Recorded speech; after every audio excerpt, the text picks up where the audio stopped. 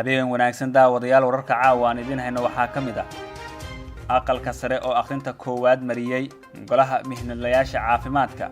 madaxweynaha Hirshabelle oo ku baaqay in Itoobiya lagala hadlo arinta webiga Shabeelle gobolka Banaadir oo sheegay in aanay shaqada ka joojin Amiin Ambalaas askar ka tirsan booliska Soomaaliyeed oo tababar loogu soo xiray Djibouti go'aan ka soo baxay kulan ay yeesheen ururada warbaahinta iyo guddi ka socday xafiiska gudoomiyaha golaha shacabka qodobadan ayaan idin haynaa u diyaar garooba iyaga oo dhameystiran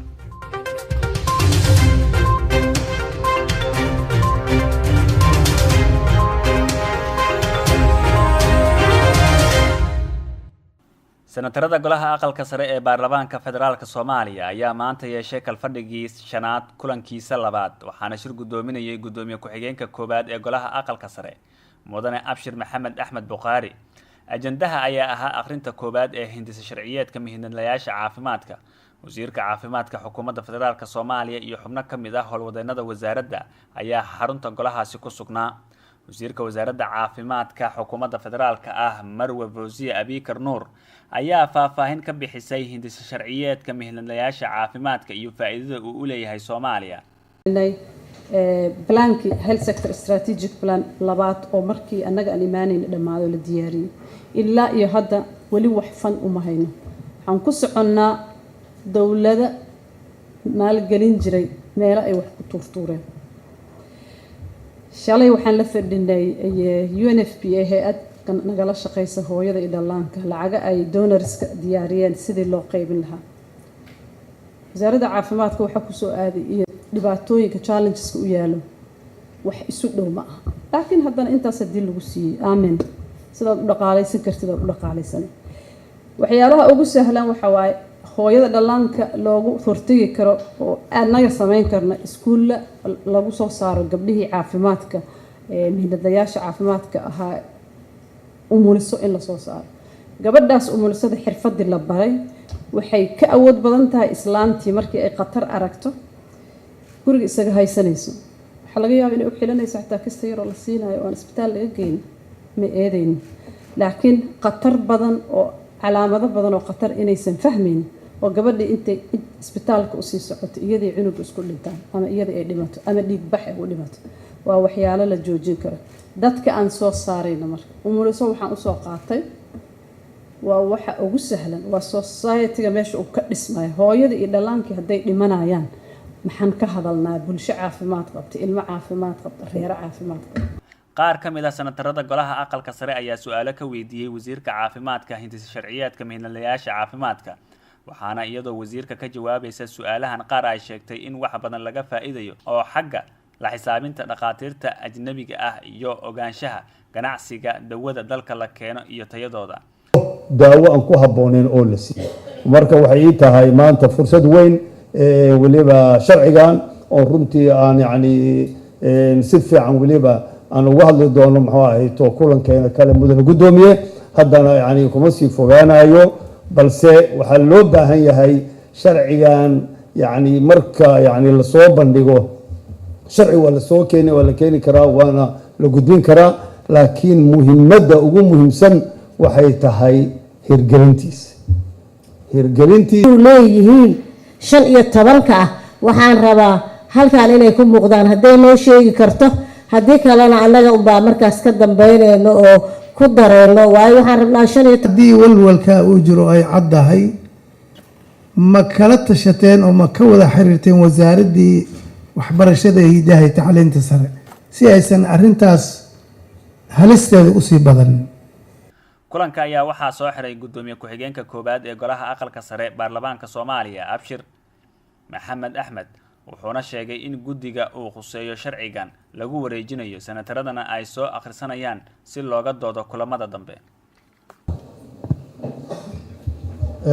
aad iyo aad mahadsantihiin dhammaantiin waxaan mahad gaara u jeedinaynaa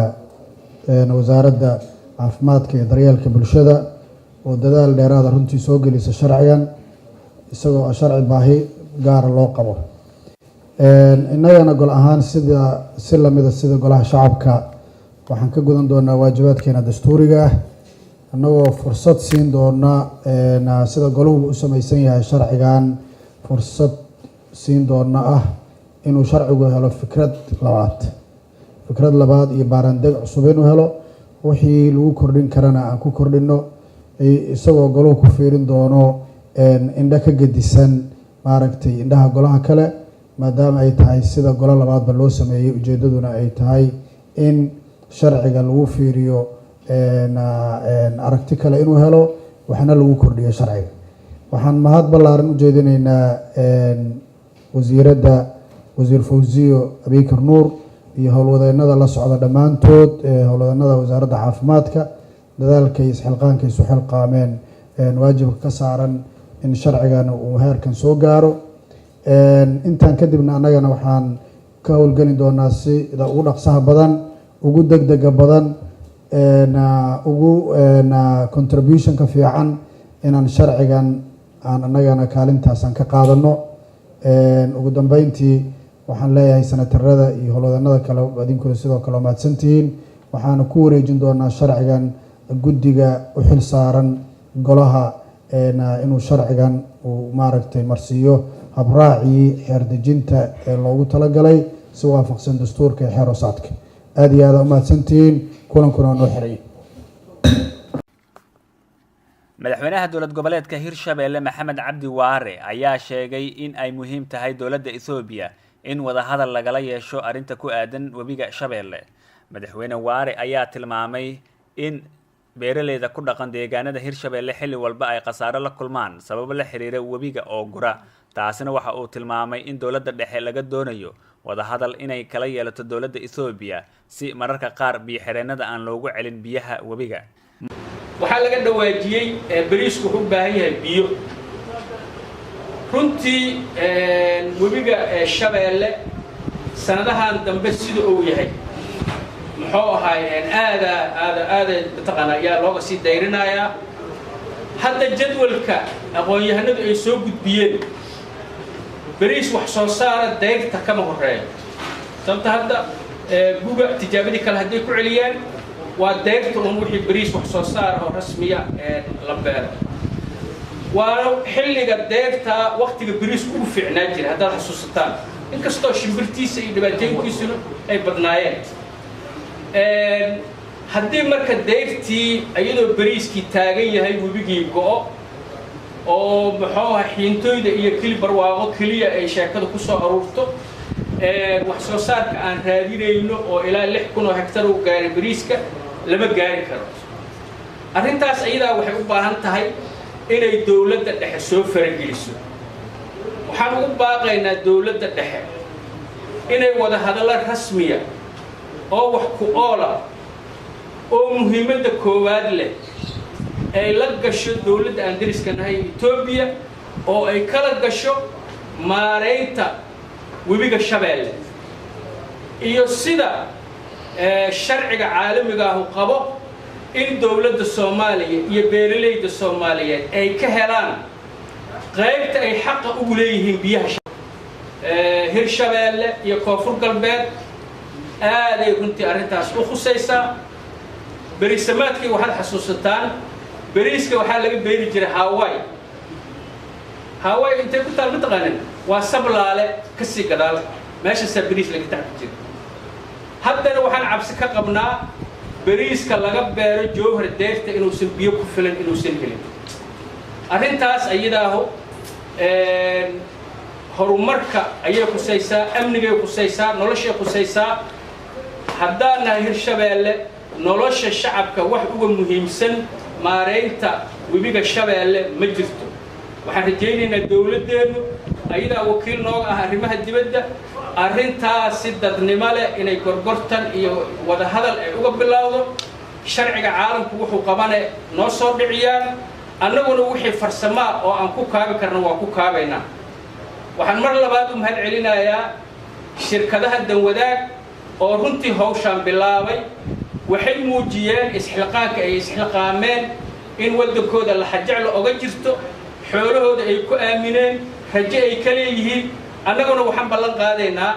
inaanaan waxba ka daba dhigan wax alla wixii aan la garab istaagi karnan aan la garab istaagno. wassalaamu calaykum.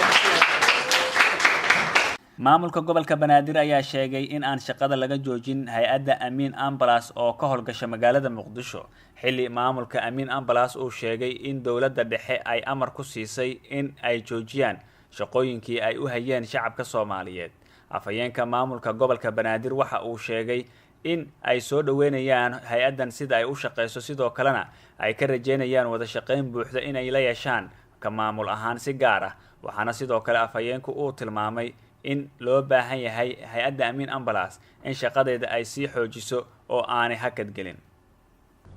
sidoo kale waxaan rabaa inaan mahadcelin gaar ah aan u jeediyo hay'adda Amiin Ambulance oo runtii muddo fara badan oo wadankan ay dhibaatooyin ay ka dhacayeen u soo taagnaa sidii ay gacan iyo garab u siin lahaayeen shacabka Soomaaliyeed iyagu dhibaatooyinka ka soo gaara marka ay dhacaan falalka qaraxyada iyo waliba dhibaatooyinka kale ee shacabka soo gaara u baahan iyagu in loo fidiyo gargaar degdeg ah sidii loo gaarsiin lahaa goobihii caafimaadka. runtii Amiin Ambulance waa ku amaaneynaa waana kaga mahadcelinaynaa waxaan ku sii dhiirigelinaynaa runtii inay shaqadooda halkaasi ka sii wadaan oo ay sii laba jibaaraan. marka aan usoo noqono marka labadan maalmood hadalhayntii ugu badneed ee la hadalhayay ahayd in Amiin Ambulance shaqadii laga joojiyay runtii ma qabo in Amiin Ambulance shaqadii laga joojiyay. Amiin Ambulance waa hay'ad loogu baahan yahay dalkan iyada iyo hay'ado kaleba oo la mid ah ee ka shaqeeya gudaha dalkan Soomaaliya shacabkan garabka siiya iyo cid walba oo garab siinaysa shacabka Soomaaliyeed waa loogu baahan yahay dalkani. laakiin runtii waxaa dhici karta in tusaaleyn Amiin Ambulance iyo hay'adaha amniga ay isku soo qaadeen oo ahaa sidii marka dhibaatooyinka dhaca marka ay qarax dhacaan oo kala tusaale ahaan kadibna ay dhibaatooyin kala dhacaan sidii markaasi amniga qofka asigu xataa kaxeenaya gaariga iyo amniga shacabka kaleba loo sugi lahaa tusaalooyin noocaas oo kale ah in la soo hadal qaaday laakiin aysan jirin in shaqo laga joojiyay Amiin Ambulance. Amiin Ambulance ay shaqeyn doonto ayna ka sii shaqeyn doonto dalka. askar ka tirsan ciidanka booliska Soomaaliyeed ayaa tababar loogu soo xiray dalka Djibouti. munaasabada lagu soo xiraya tababarkan waxaa ku sugnaa mas'uuliyiin ka socotay booliska Soomaaliyeed sida taliyaha ciidanka booliska iyo sidoo kale taliyaha ciidanka booliska Djibouti, wasiirka difaaca dowladda Talyaaniga iyo mas'uuliyiin kale. ciidamadan booliska ayaa tababar waxa ay ku qaadanayeen halkaasi muddo 3 bil ah iyada oo la baray qaybaha kala duwan ee ciidanka waxaana dhawaan loo soo daabuli doonaa magaalada Muqdisho si ay qayb uga noqdaan ciidanka howlgallada amniga ka wada. taliyaha ciidanka booliska Soomaaliyeed ayaa uga mahadceliyay dowladda Djibouti iyo cid walba oo ka qayb qaadatay tababarada ciidamadan. iyo reyn iyo amaanta anu ku hadlayo magaca ciidanka booliska Soomaaliyeed kan xukuumadda federaalka Soomaaliyeed iyo kaygaba aan maanta idinkala soo qayb galo xafladan laydinku xiray tababarka dufcaddii 11aad ee ciidanka Karabiniyeerigu uu nagala dhexeeyo xiriir soo jireen oo idin xiray maanta. waxaan kaloo mahadcelinayaa macallimiintii waxay idin bartay ama ha noqdaan Soomaali ha noqdaan ama ciidanka Karabiniyeeri ha noqdaan. waxaan u mahadcelinayaa inta gacan idin siisay ee maanta meeshan taagnayn ha noqdaan kuwii dharkiisii ha noqdaan kuwii idin dhaqay ha noqdaan kuwii idin kariyay ha noqdaan kuwii idinla taliyay ha noqdaan kuwii idinla garab galay dhammaantood waxaan u haysanaa geesiyaal aan muuqan. waxaan u celinayaa mahad gaar ah. waxaa maanta kulan gaar ah magaalada Muqdisho ku yeeshay guddigii uu gudoomiyaha golaha shacabka u saaray arrimaha saxaafadda ee baarlamaanka iyo madaxda ururada saxaafadda kaas oo looga hadlay arrimo la xiriira saxaafadda iyo sida ay uga qayb galayaan kulamada golaha shacabka. kulanka ayaa waxaa shir gudoominaya gudoomiyaha guddiga saxaafadda baarlamaanka Khalid Macow waxaana laga soo saaray dhowr qodob oo ay ku heshiiyeen madaxda warbaahinta iyo guddiga ka socday xafiiska gudoomiyaha golaha shacabka. guddiga ka socday xafiiska gudoomiyaha baarlamaanka ayaa waxa ay madaxda warbaahinta u soo gudbiyeen dhowr waxyaabood oo ay ka qabaan wariyaasha kuwaas oo kala ah: 1. in ay yar tahay wada shaqaynta baarlamaanka iyo saxaafadda. 2 caqabado dhowr ah oo laga tabtay bahda saxaafadda. 3 in goobta warbaahinta loo asteeyay oo aysan ku ekaanin xilliyada ay shaqada ku jiraan. 4 in wariyaasha iyo dadka kale aan la kala aqoon sababa astaan la'aan ah. 5 tirada wariyaasha soo gala xarunta baarlamaanka oo aad u badan. wada hadallada iyo dood dheer kadib ayaa madaxda warbaahinta iyo guddiga ka socda xafiiska guddoomiyaha golaha shacabka waxa ay tala ahaan usoo jeediyeen. 1 in wariyaasha ay kusoo hormaraan goobta loo asteeyay qalabkoodana ku diyaarsadaan. 2 in wariyaasha soo xirtaan calaamad muujinaysa xarunta uu ka socdo in uu wato sida jaakad ama funaanad lagu buufiyay magaca xarunta uu u shaqeeyo, iyo in wariyaasha la siiyo aqoonsi laga leeyahay xarunta baarlamaanka marka ay galayaan xarunta golaha shacabka. go-aanadan soo baxay ayaa yimid kadib kulan sabtidii aynu kasoo gudubnay xildhibaanada golaha shacabka baarlamaanka ay ku lahaayeen magaalada muqdisho fashil ku dhammaaday kadib markii la isku mari waayey in warbaahinta dibadda looga saaro kulankaasi. wararkii caawana waa naga intaas.